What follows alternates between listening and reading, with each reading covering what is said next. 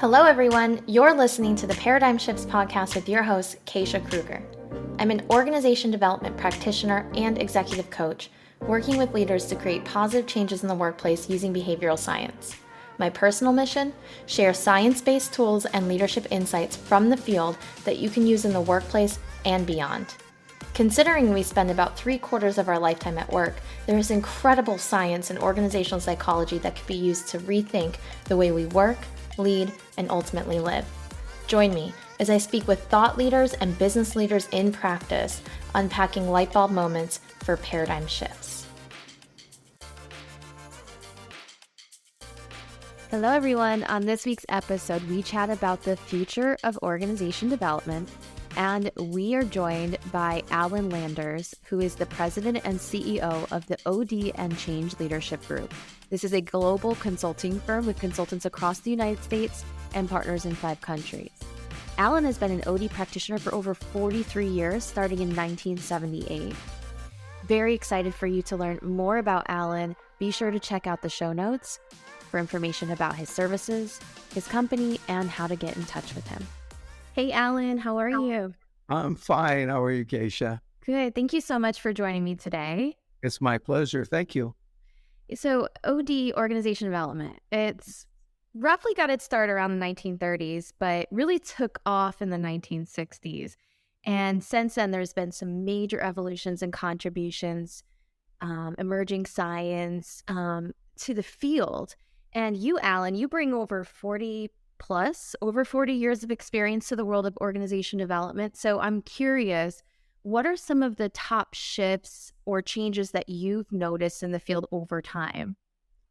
That's a really good question, and something I've been talking to a lot of people about recently. Most recent development was fostered by 2 people, Robert Marshak and Jervis Bush, and they started something called dialogic OD. And it came about maybe about 10, 15 years ago, but it really hasn't hit the ground and gathered a lot of momentum until about maybe a year or 2 ago, maybe 3 years ago.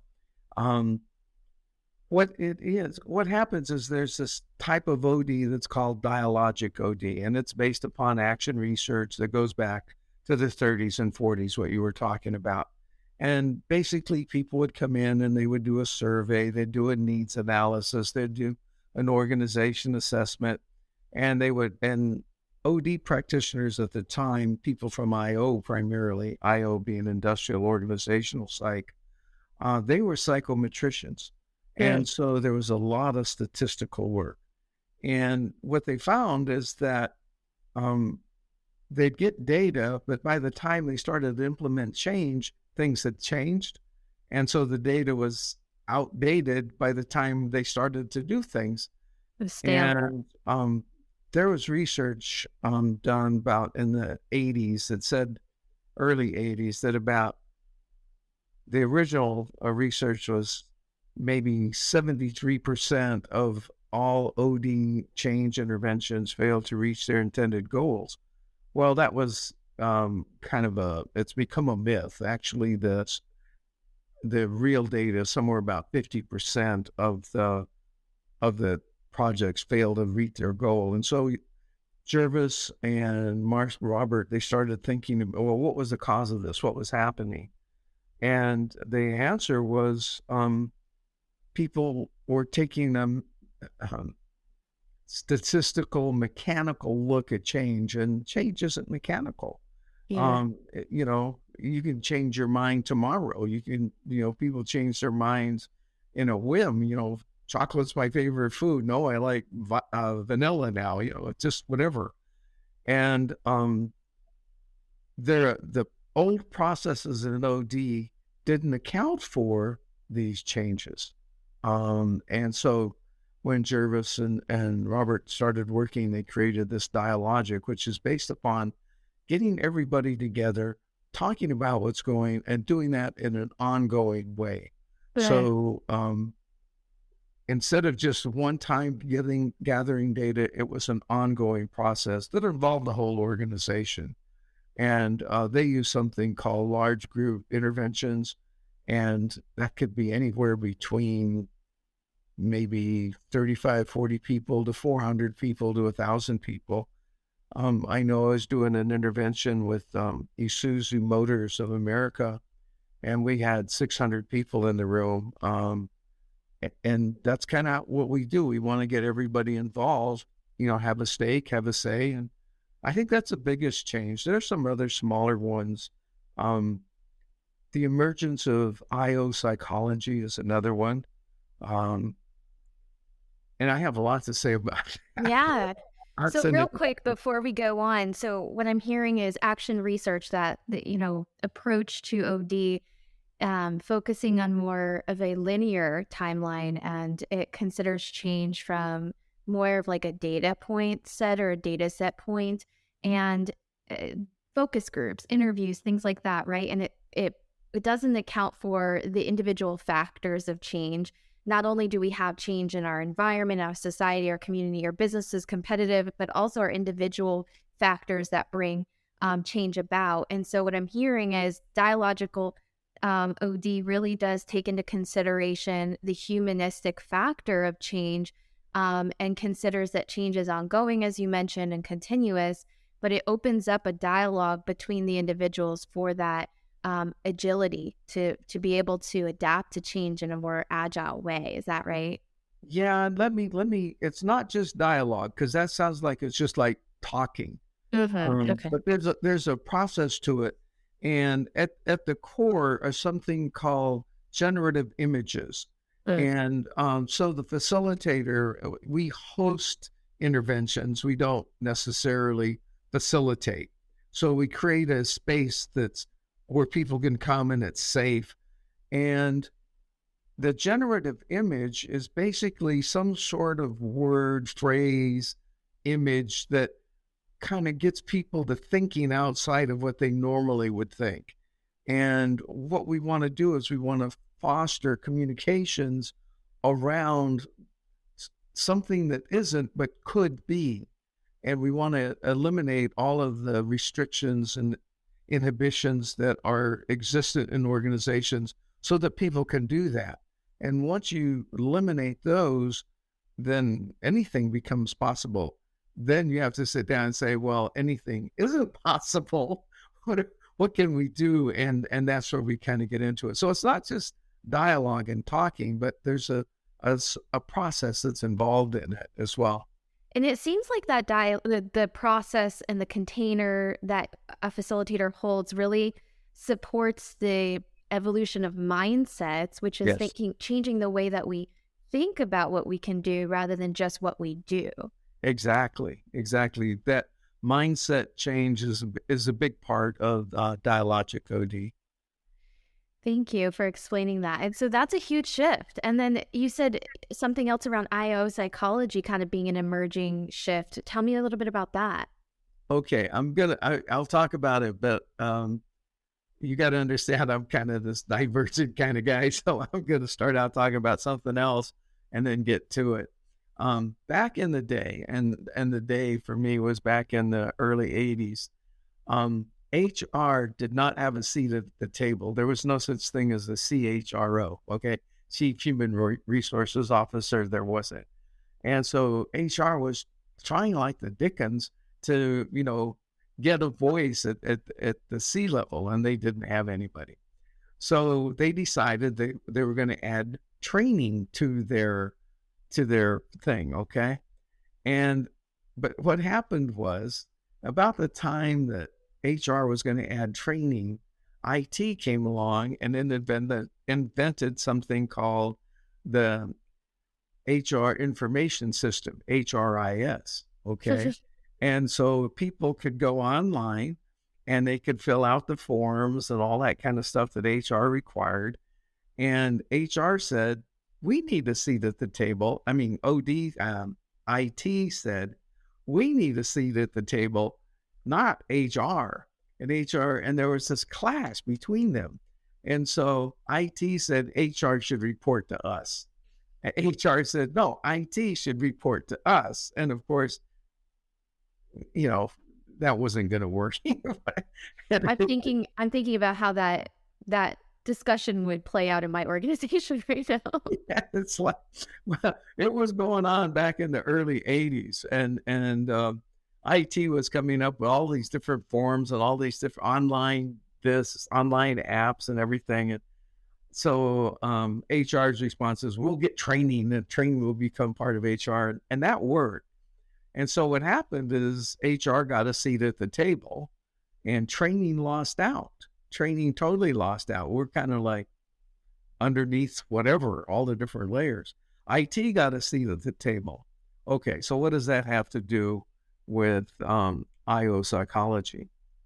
If you talk to somebody who has a degree in IO psych, you'll find that there are many, many topics, from HR to training to talent management to equity, diversity, all that kind of stuff. Job design, yeah. Yeah, everything. And so as you stop and think about it, how well is one individual going to be able to grasp all of that?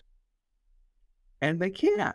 And so within IO Psych, people are now specializing. And IO Psych is, if you keep track on LinkedIn, some of the other places, they're trying to get a seat at the table. And they're trying to include everything. And my gripe with that is it doesn't work. It really doesn't work. We need to have specialists. I think psychometrics is a specialty. I think DEI is a specialty. I think leadership change is a specialty.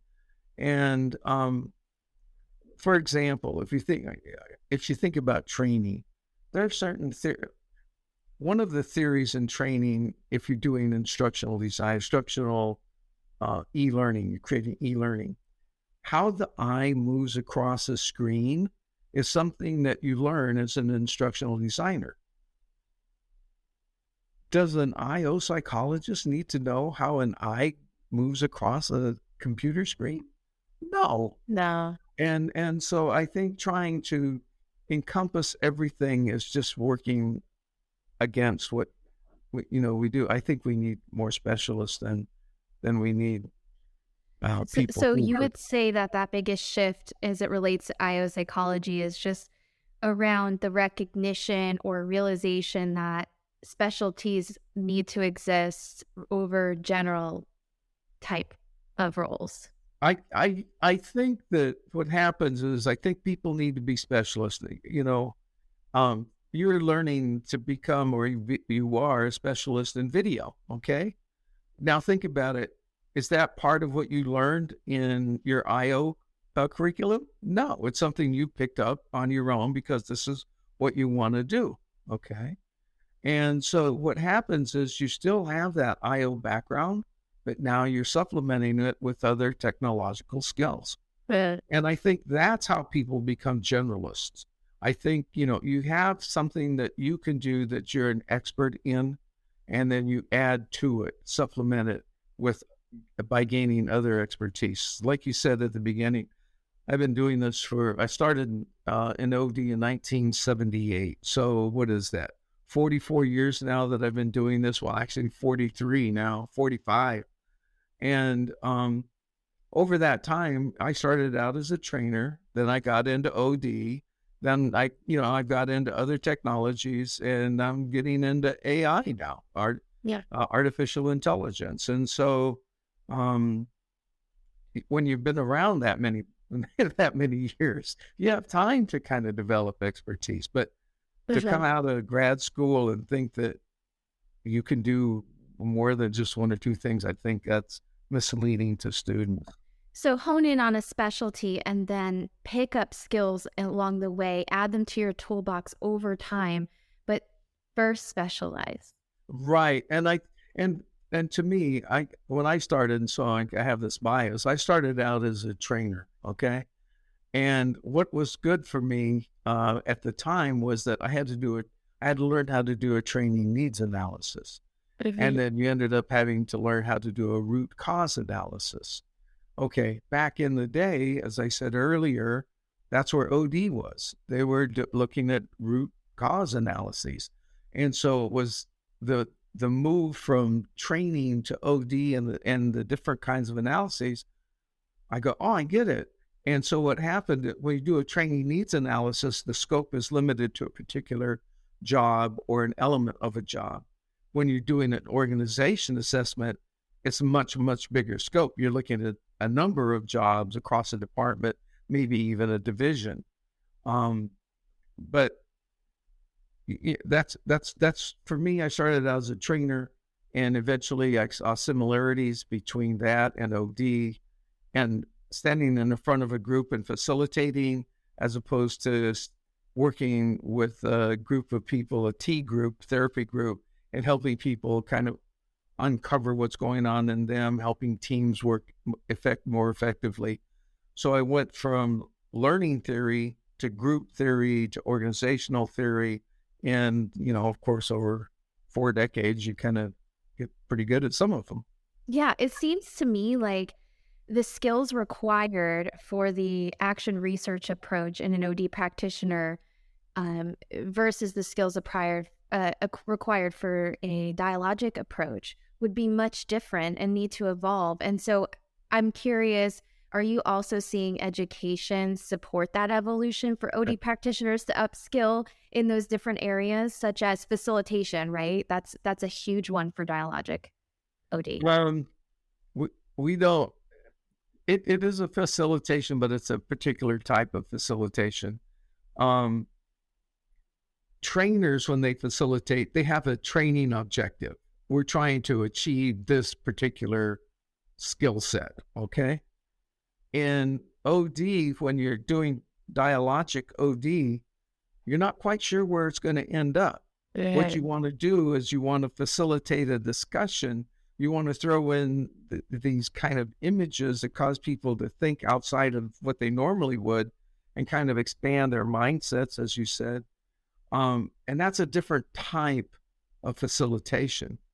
It kind of falls in that genre, but it's a different type. It seems like it's almost a different type of person too, in my mind, because if someone who has more of a fixed personality where they want maybe a certain outcome versus someone who's more open to change, that openness to change personality trait would be maybe more supportive of that type of facilitation and that approach.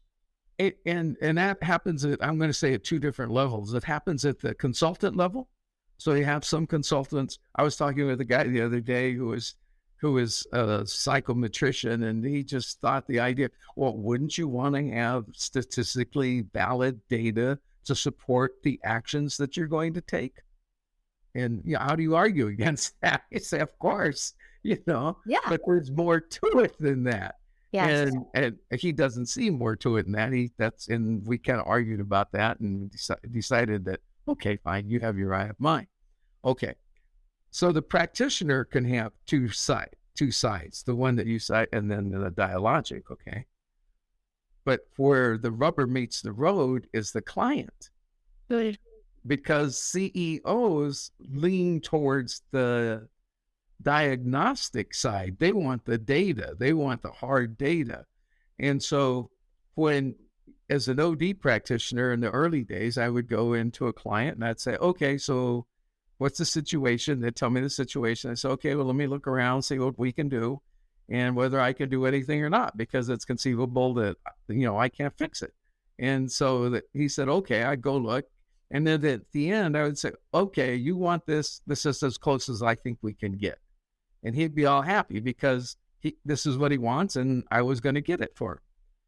As a dialogic OD practitioner, I don't know where we're going to end up, because, once we set people free and we get rid of all of these, and they can kind of create their own idea of what things should be, that may be a lot different than what the CEO hired me to do in the first place. And for me, that's the biggest struggle, helping them understand that what we may end up with may not be what you expected, but I'm pretty doggone sure that what we end up with will be something everybody in the organization can support and will support and will get you where you want to go. We're just going to go on track B or track C instead of track A. And if they can buy that, then we're okay. And also what type of problem you're trying to focus or solve, right? So if it's an innovation problem, perhaps the dialogic OD approach is really important for creating solutions and new possibilities. But if it's a straightforward fix, it might require some more of the diagnostic side. And then the other thing is, does it have to be one or the other? Can it not be this or and that? Yeah, I am so glad you said that, because that's what went through my mind. I've spoken with Jervis a little bit, Jervis Bush, and I've talked with some of the other people, who are into emergent OD, which is kind of, if you talk to the people from emergent OD, it's kind of a predecessor to dialogic OD. And if you talk to the people from dialogic OD, it's kind of an offshoot. I mean, the field is full of people like that. Anyway, and they used to say, no, it's one or the other. And I can't believe that, like you. I mean, it's really, so I think there are times when you have to do things this way and other times when you have to do things that way. One of the big concerns I have, if which methodology do you use, has to do with culture change. Okay. So culture is kind of it's a nebulous kind of a thing. There are people say you can go into a room and look at the artifacts and kind of determine what a culture is, and okay, fine. And there are others that say that it isn't, that culture comes from informal kind of talking with people, working with people, and learning by observing, and you become enculturated. Okay. And if you're trying to, from my perspective, if you're trying to change a culture or make a culture more open or more receptive or more whatever, that involves a whole lot of talking to people about what they believe and what they think. And one of the most difficult things you could ever do is change somebody's beliefs. They're ingrained from the time we're a little kid. We get certain beliefs that we hold forever. And trying to alter those, change those, open people to different ways of thinking about them, that's really, really hard. And if I'm going to work with a client on that topic, I will tell them how hard it is, and we'll do some activities on there just so they can see themselves how their mindset, their beliefs are pretty much cast in stone. And now we're going to change how people think in your organization. That's going to be difficult.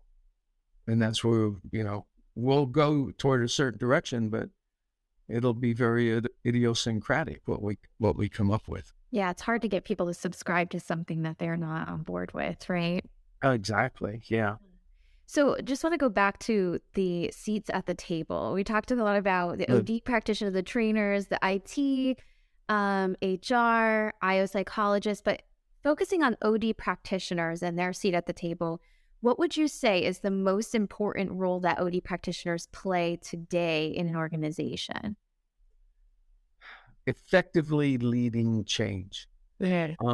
The data, even if, originally it was 73, then it's kind of like 50%. 50% success ratio is not very good. Okay. And what I find, I find a lot of people are insecure about leading change. They come out of grad school, they maybe have a year or two of experience, and then all of a sudden they're responsible for leading change in a medium-sized company, and that whole imposter syndrome surfaces. And it's difficult to do. And, I'm an old guy, been around for a long time. And so you're going to say, well, you have an old man's bias. And no, a lot of people I work with are very young. I like staying up to date with what's going on, how young people think. But leading change is very, very difficult. And you have to have confidence. I mean, think about it. what kind of moxie must somebody have to go into an organization? I'm going to change you. I'm going to fix you. I mean, that's ludicrous. You know, Or I'm going to help, like, I'm going to guide you to adopt this tool. That's something that you've never seen the value in before, right? right. I mean, it's like, you got to have a lot of moxie to make something, to think that you can do that. And one of the tenets of the OD practitioner is humility. Good. And to know that you can't do anything by yourself. You can't. You've got to have people on board, and you've got to help. I'm not a great psychometrician. As a matter of fact, I'm kind of lousy at it. But I have people who I can hire who, I understand the theory. I understand I can't do it, but I understand how it's supposed to work. And so I'll hire somebody who is a PhD psychometrician with 15, 20 years experience to work with me when I need that kind of skill. And that's the kind of, you can't do it by yourself. You're going to have to go and get somebody who can help you. Maybe there's somebody who's a better facilitator and better industry knowledge. Mm-hmm. I've been reflecting on this quite a lot lately because 2 years ago, I helped the firm that I work with deploy an LXP, which is a learning experience platform, similar to LMS, but a little bit more customized to the learner for those who are unfamiliar. And it was completely brand new to our company, and I had to really engage with so many stakeholders in the organization to not only build a foundation of content and knowledge that would sit and be housed within this LXP, but also find, change champions and those who would be needing this solution to really take the charge and learn how to use it and also spread the word, right? So you can't do it by yourself. Maybe as an OD practitioner, you are providing the container, the process, you're facilitating the deployment of that change, but you cannot do it all by yourself. And also, I think the consequence of trying to do it all by yourself is that you miss out on all of the really good opportunities that could come from input in that early stakeholder engagement when you are facilitating change. I'm rolling out a new solution for our company now, and I think about all of the individuals that are supporting the development of our career pathing solution. I don't know specifically what this individual does in their role, but they know, they're the experts. And so why not tap into that? So I think that's such a great point to make. Yeah, I did something similar to that. I was working for a power company, and they had 180, they had several thousand employees, maybe 7,000 or 8,000. And they had 189 who were in senior positions who had been with the company for over 30 years and were going to retire. And these were senior scientists, and they were going to walk out of the door, 30 years of experience, and they were going to leave all of that knowledge that they had. Yeah. It was leaving. So they asked me, they said, Alan, can you capture that knowledge? And I go, I don't know. Let me think about it. And so we thought about it, and we decided to put together competency maps. And so I ended up interviewing 189 of them with jobs that I never heard of, with requirement, experience and knowledge and expertise that I'd never heard of. And it took me a little over 2 years to complete the project. And and I gotta say, I did that maybe 9 years ago, and they haven't changed it. Oh. Well, I'm thinking that, I don't know, maybe the jobs haven't changed, but they really haven't. It's just too much work. It is a lot of work to do competency mapping. And so the idea was, getting back to you, is that I couldn't do it, Mike. I didn't have anywhere near the expertise to do that. So I did have to rely on them. And then I'd write it and then send it to them, and then wait for them to edit it and send it back. And, oh, geez. Yeah.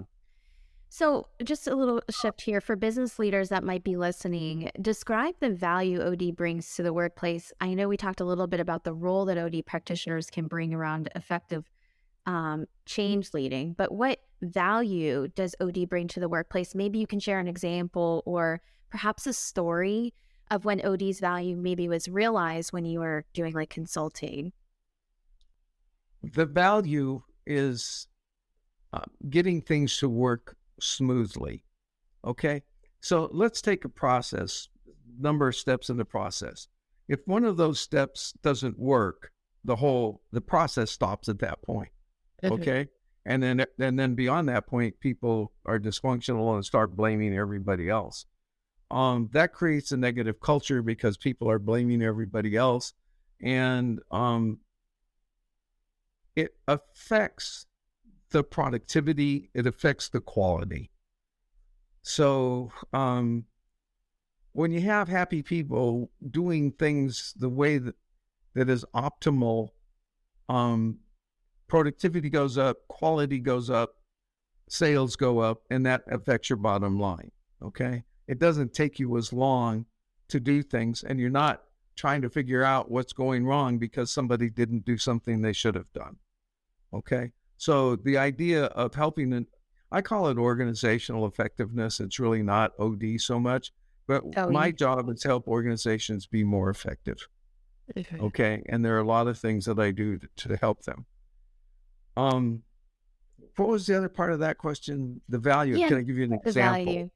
Yeah.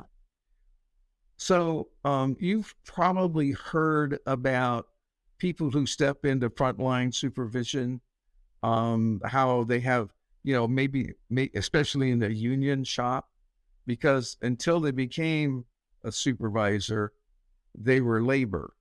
And when they became a supervisor, they were management, and labor and management clash. And I remember I'm working with this company. I won't mention the name because it's not a great story. But I remember the leader of the union, we were talking because, they wanted me to create a training program for frontline supervisors with the goal of changing the culture so that the frontline supervisors weren't jerks. Okay. Because their thing is, well, management, labor sucks, management sucks, and so we're gonna continue that, whatever. And so I figured if I'm gonna do, I'm gonna have to get union support, because if I don't have the union support for this, it ain't gonna work. So I'm meeting with the union president, and the union president was happy to meet with me and all this kind of stuff. And he goes, I have one dream, Alan. And I go, oh yeah, what's that? He says, one day, I'm going to stop the name of the company. It's going to stop. All right. The company is like a Fortune 10. Okay. So I'm not going to tell you where the company is, but it has a big union. And he wants to strike one day to stop the whole thing. That's his dream. Okay. And I'm going, well, that's not shared by anybody else, but that's what this guy wanted to do. And I'm going, well, that's not productive. Okay. And so I had to kind of get his attitude changed, and so we were going to implement something called self-directed teams, and the teams were going to be able to do things, make their own decisions. And of course, the union saying, no, that's management's job. They make the decisions. And I'm talking to him. I go, who knows more about the job, doing the job, than you? Does the supervisor know more about how to do X, Y, Z, or does the guy who's doing X, Y, Z know more? And he goes, of course, the guy doing X, Y, Z. I said, of course. So why shouldn't the guy doing X, Y, Z, have a say in how X, Y, Z is done, instead of some guy somewhere else? Mm-hmm. And with that logic, I kind of got him up for it. He says, we can have a say in how the work is done. That's what I'm trying to get you to do. And so that was part of it. And then getting people to change their attitudes about labor and management, that, look, we're trying to accomplish the same thing. And if we kind of work together on the things that are the most important to us, we'll do well. But if we keep hammer and tong at each other because we disagree or whatever it is, and it's more of a psyche thing than it is a let's make it work thing, it's never going to work. And so I did a number of things with the new people that came on that helped them begin to see how people respond to different kinds of leadership, how people respond to how they're treated.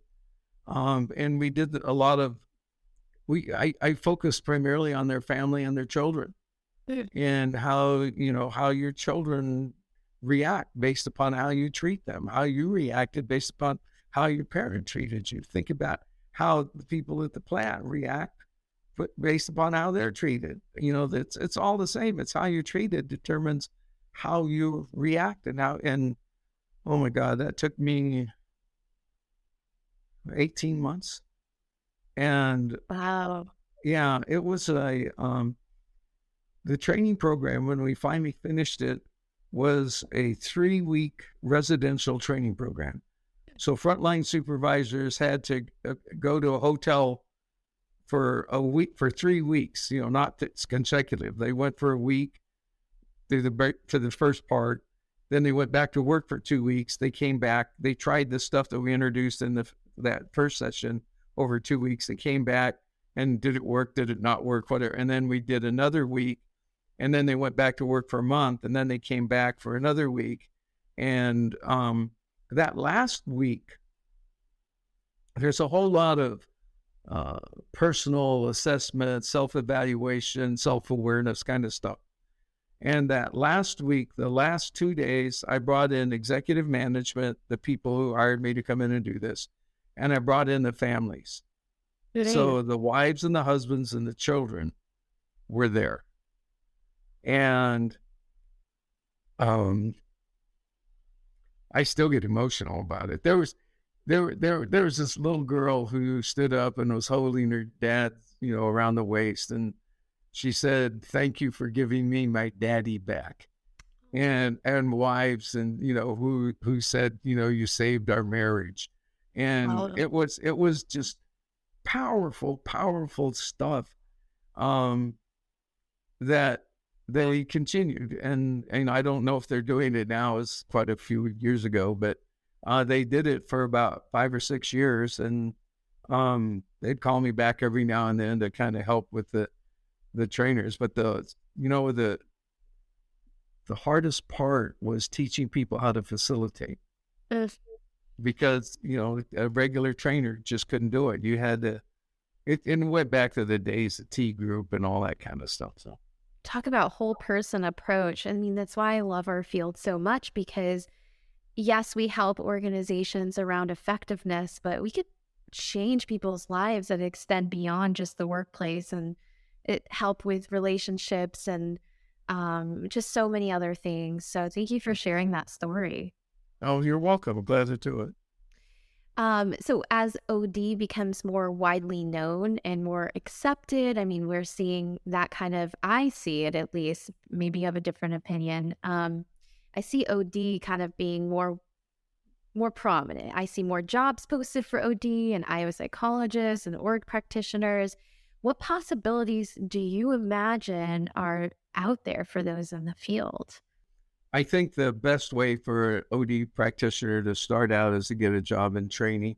And that's a route that I feel, and it's worked for me. But the reason that I think so is because a lot of the skills that you need as an OD practitioner, the skills, not the knowledge, but the skills, are congruent with a lot of the skills that an OD practitioner needs. And so being a good trainer can help you be a good OD practitioner. You still need the theory and all that stuff from OD, but some of those skills carry over. I think that's the best way to get in. Some people get in through HR and they become, talent, whatever it is. They get in recruiting, and that gets you nowhere. It really doesn't.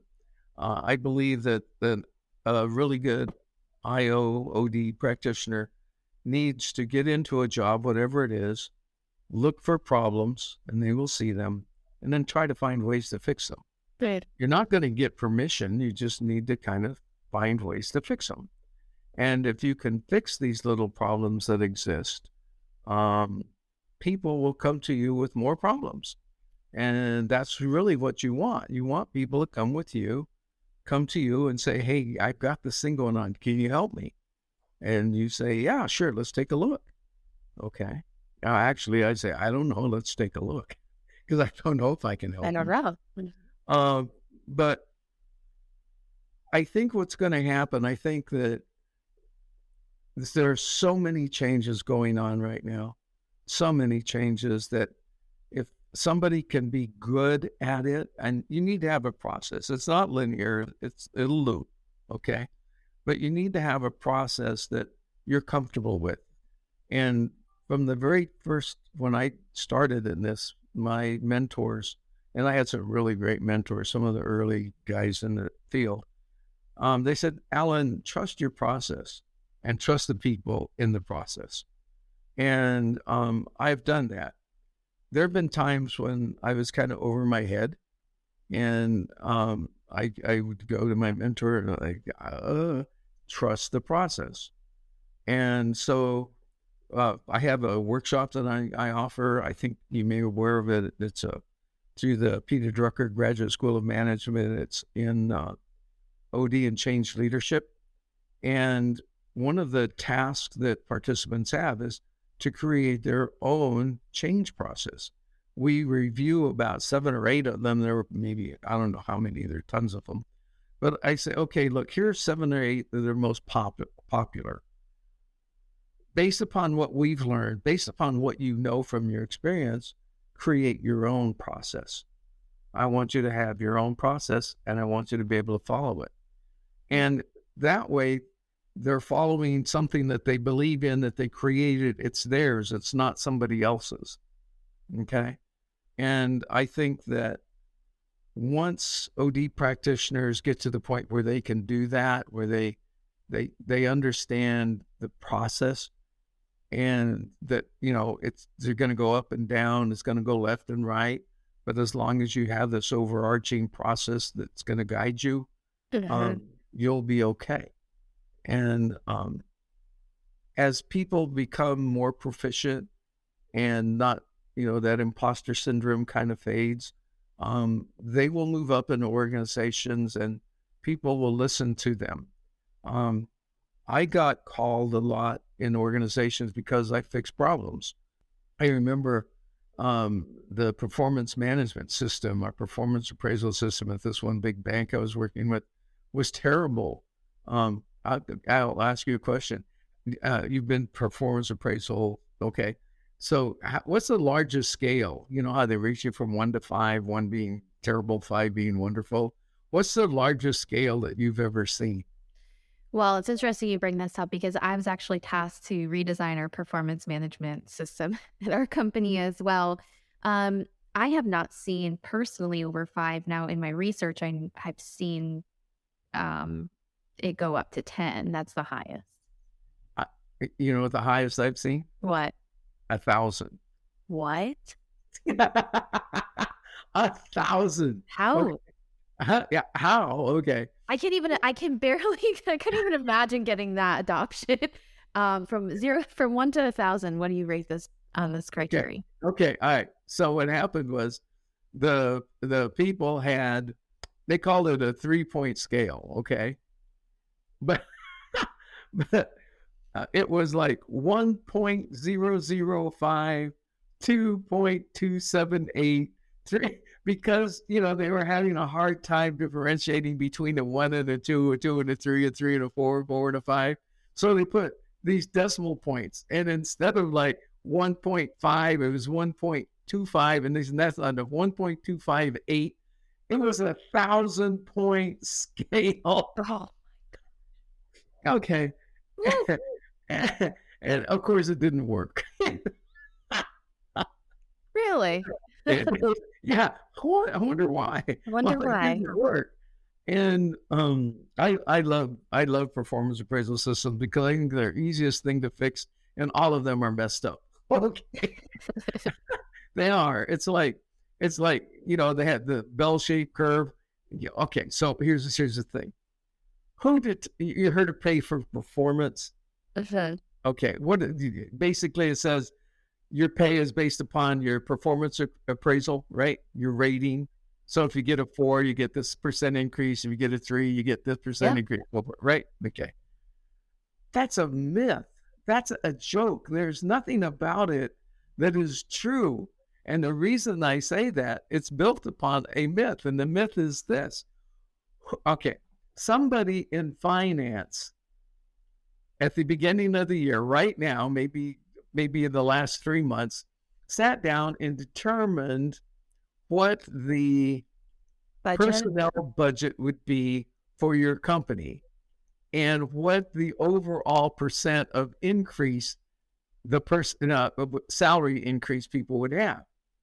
So they said, all right, we have a salary increase of 4% budgeted for this year.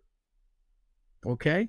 So if you're a manager, you've got, you take everybody's salary, you got 4% of that, you got, and that's what the scale is. So then and then there are some companies that said you can only have so many 4s, so many 5s, so many 3s. And now your decision is, who do I screw? Because what happens is you can have everybody be really, really good. And you want to give them all the highest percentage, and you want to give them that 4% increase, but then management, well, you can't give everybody the same increase. That's just not right. Some people are better than others. And I'm going, what if they're not? I've had really good people work for me, and I would tell them when they come, I said, my job is to give you as much money as I possibly can through our merit increase thing. Okay. So just trust me, I'm going to give you as much as I possibly can, but we got all these rules and hoops and everything else. Anyway, so I separate pay separate pay from performance appraisals. And so then what do you align pay with then? By basically how many projects did the people finish, and what was the return on equity, return on investment. And so, you can figure it out. It's based upon what are the contributions a person's making to the profitability of the organization. So I have to get involved with the people from finance to figure out how to calculate ROI and how, this is what I'm thinking of. This person is an instructional designer. Okay. These are the 4 projects that they have. This is how we think the successful completion of these projects contributed to the bottom line of the organization. And then I'd have some guy with finance sit down and ask me a bunch of questions, and we'd sit down with the person and try to figure it out. It's a lot more complicated, but after you've done it 4 or 5 times, it's kind of easy. Yeah. It's just getting it started, and so intimidating, people don't want to do it. But anyway, I think if you try to think about the last performance appraisal, how many people, do you have people reporting to you? I have 1. Okay, so that's easy. You got 1 person. What about somebody who has 10? 10. It's a lot. Yeah, can they really do a performance appraisal on 10 people? Monitor the person's performance over the year, write it up, take a little notes, give little hints, no. They don't have time. Why? Because even with your 1 person, I'll ask you this question. Do you have more work than you can handle? Yes, definitely. Absolutely. So now imagine that you have 10 people and you already have more work than you can handle. How are you going to do it for 10 people? Yeah, we work through a continuous performance model. So it's more about feedback and development and growth and continuous conversations around performance so that you can course correct, help individuals, tie them to where they need to grow and develop. And then that's I think where the power of performance management really sits is not necessarily in the pay for performance, but in the development and growth of individuals. I agree with you 100%. My only caveat is If somebody has 10 direct reports, how well are they going to be able to do that with with the workload that is already more than they can handle? You and I need to take this offline and have We'll a take it offline. conversation about Yeah, this. Okay? because I can already start thinking about like span of control Yeah, and like how many people exactly. should really be on a team, because if you don't have enough time, then maybe you have too many people Yeah, that you're managing. yeah. But without really planning, we've kind of moved from the past around OD, the present, and then I'd like to kind of take it to the future for just a few moments.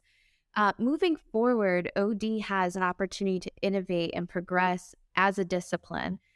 And so I'm curious, what in your opinion does the future of OD look like for both practitioners and organizations? Now, I know that's a huge question to ask, but you've kind of been through quite a few different evolutions of OD as we've talked about. So what are your thoughts around the future? Okay, so I told you that I'm all into AI, artificial intelligence. Okay, so if you think about what does an OD practitioner do? Basically, ask questions and kind of put together, look at the responses and kind of figure out, make sense out of the responses, right? Okay. You know who does that better than a person? Computer. Uh-huh.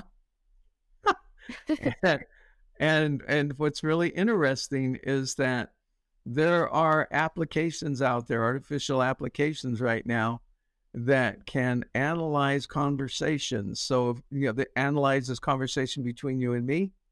They can extract the key thoughts, key themes from your side of it, the key themes from my side of it, and kind of put together a summary of mine, a summary of yours, and a summary of ours. Okay? Mhm. And kind of, if we program it to give us suggestions on how to move forward, it would do that. And computers do that a lot better than people, because people get hung up. There's this thing called processing content. Okay. Process is what we're doing right now. It's like the the conversation. Content is what's being said. So process is, I'm on a video, you're on a video, you got a mic, I got a mic. That's a process. Content is all the things that are said. If you're facilitating, you got to pay attention to both. Okay. And the larger the group, the harder it is to do that. So I'm always team facilitating, because I want to have enough people watching process, and so I can focus on content so that we can kind of bring it together. Well, AI does that very well. There's another thing have you seen the latest Avatar movie? No, I haven't. I have to go see it. Oh, okay. I go see it. It's amazing. Okay. But think about it. There right now, you can go online and you can write a script, and they will have an avatar who will read your script in a human voice with human pauses, with human body movement, and That's right. they'll be able to do presentations without you, and you can't even tell they're not real.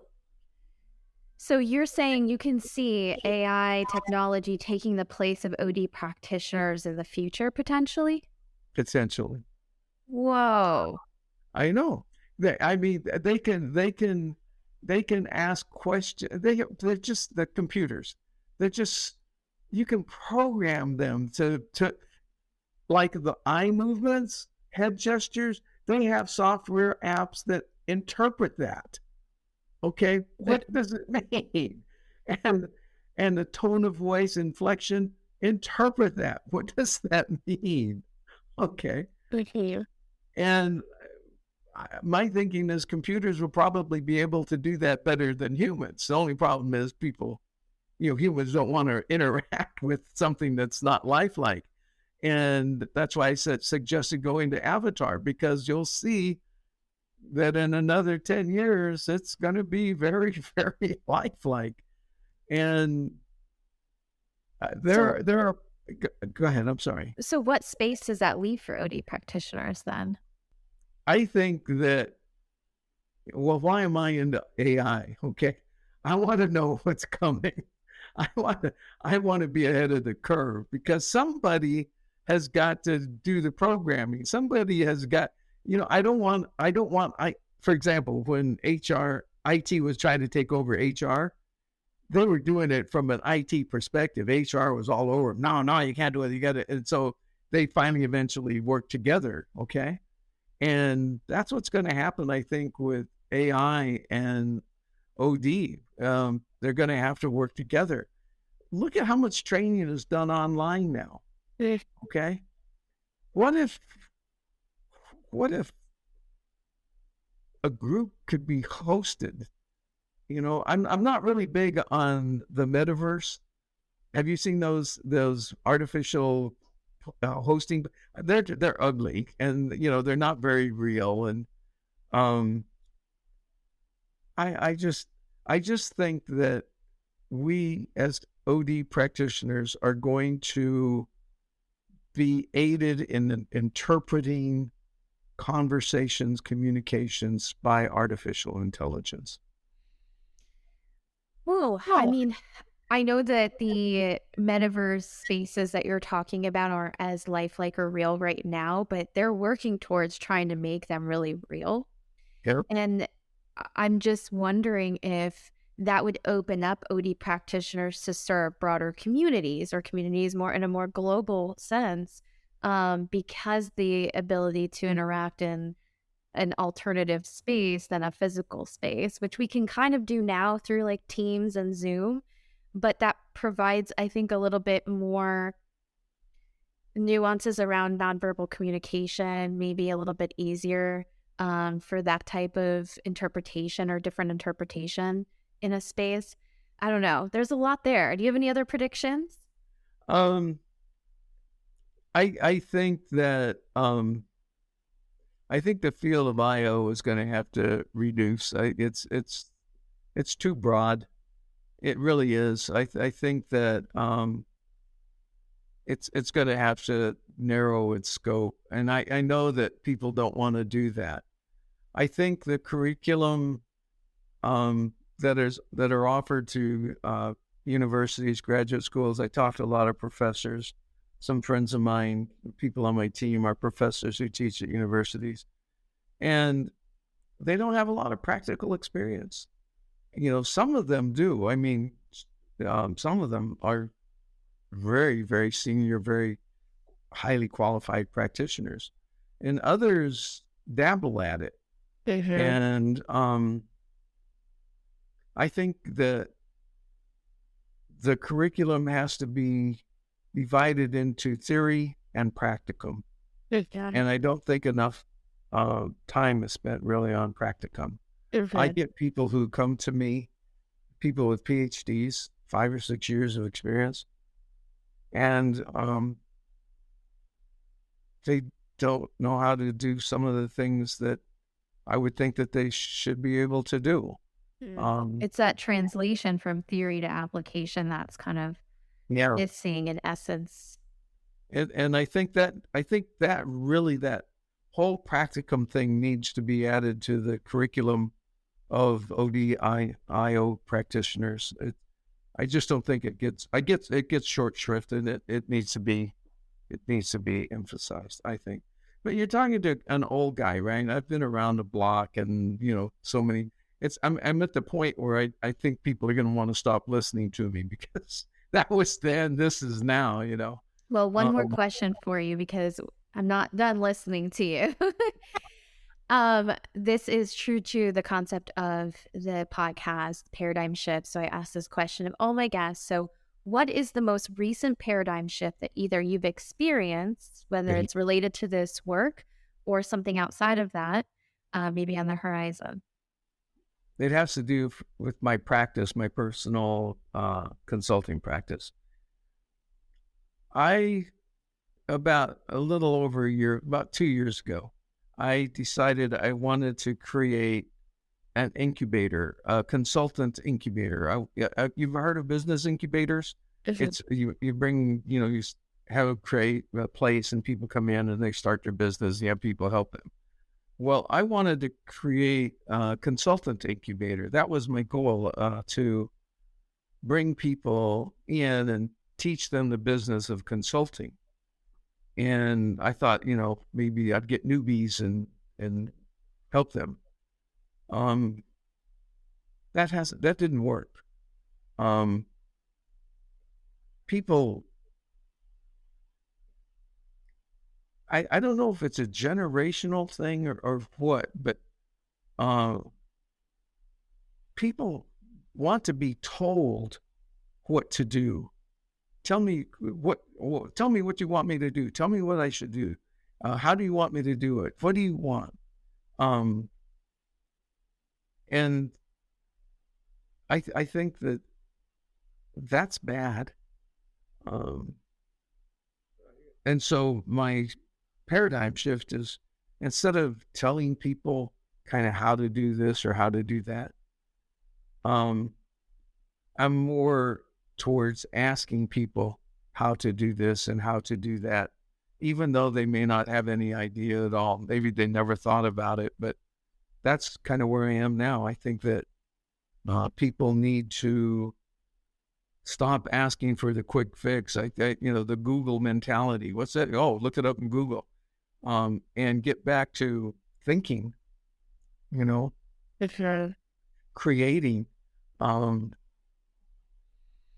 amazed at how many people can't create a simple thing like a organizational diagnosis instrument. What should I ask? How do I do it? What's this? Oh my God, this is basic stuff, guys. But people don't know how to do it. So, instead of telling people, my shift is to have people figure it out for themselves. I'll be there. I'll answer questions, but I'm not going to tell them. Yeah.